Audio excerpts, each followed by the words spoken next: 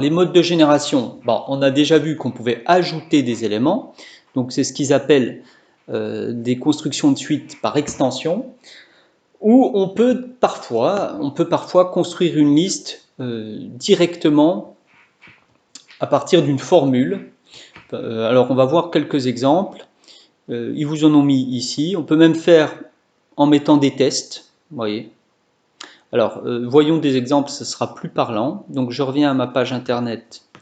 Donc, j'efface tout ce qu'il y avait là. Hop. Et puis,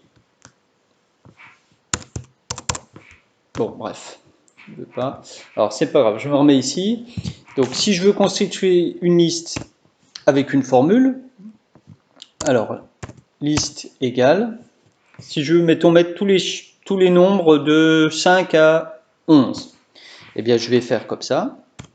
Je vais mettre i, for, i, in, range, i, for i in range, eh bien, si je veux de 5 à 11, il faut aller de 5 à 12. J'ai dit que je voulais aller de 5 à 11. Hein. Voilà. Donc là, il va me mettre dans la liste, il va me mettre les valeurs de i pour i allant de 5 à 12, c'est-à-dire que ça va bien aller de 5 à 11. Donc on peut vérifier, print L. Voilà, faites toujours des prints pour vérifier. CTRL entrée. Eh bien, on a bien la liste de 5 à 11. Vous voyez, c'est des moyens pratiques pour construire des listes.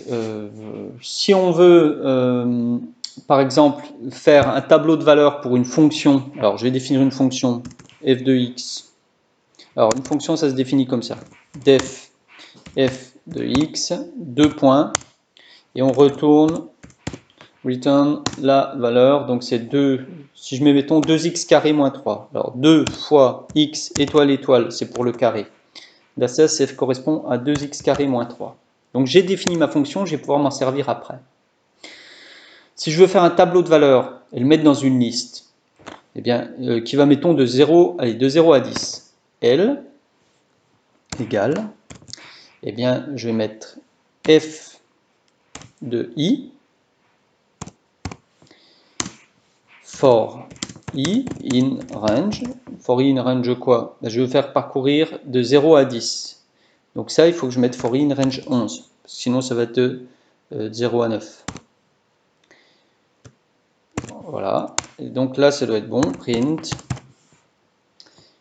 L. On regarde le résultat. Et voilà, vous avez votre tableau de valeurs ici. Alors, si on veut que ce ne soit pas forcément des entiers, si je voulais un tableau de valeurs, mettons de 0 à 5, tous les 0,1. Bien, je ne peux plus utiliser le range parce que ça va que pour des entiers. Donc, je vais simplement faire une boucle qui va tourner, j'ai dit de 0 à 5 tous les 0,1. Donc, je vais utiliser une boucle qui va tourner jusqu'à ce qu'on ait atteint 5 et une abscisse qui va augmenter de 0,1 en 0,1. Donc, on part avec une abscisse qui vaut 0.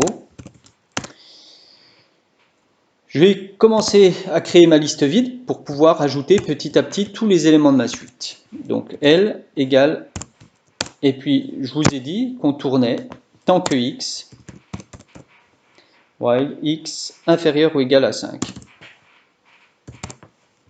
Donc 2 points, on n'oublie pas les 2 points. Qu'est-ce qu'on fait tant que x est inférieur ou égal à 5? Eh bien, j'ajoute des éléments dans ma suite. Donc, je vais ajouter, le premier élément, c'est l'image de 0, l.append. Donc ici, de f de x. Voilà, donc j'ajoute, le premier, ça va être f de 0.